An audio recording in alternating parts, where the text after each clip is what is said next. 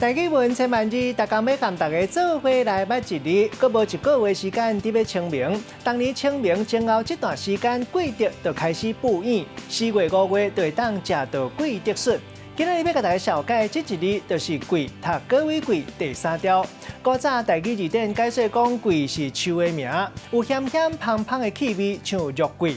肉桂嘛有人讲是桂皮，肉桂的枝叫做桂枝。另外，另景有人讲是桂圆，也有桂花芹，是一款芨仔、干贝、甲卵烧甲做伙料理。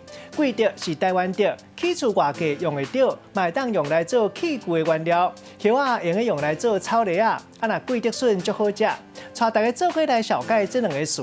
头一个桂竹笋，这就是桂竹孵出来的笋啊，比一般的竹笋搁较幼、搁较长。一般大出的时间较短，是伫4月、5月。第2个词读做肉桂，这是木本的花材，紫金皮、较油的树叶，拢会当做香料，或者是用做桂油，嘛会当当做汉药，有止痛、健胃、较袂冷底效果。咱用一句话来举例，甲这2个词夹做伙。譬如讲，啉咖啡掺肉桂，搁较有气味。照汉语的看法，会当健胃开鼻。炒桂竹笋来整，有止喙焦、利尿的效果。今仔日小解这一字读做桂，提供给观众朋友来参考。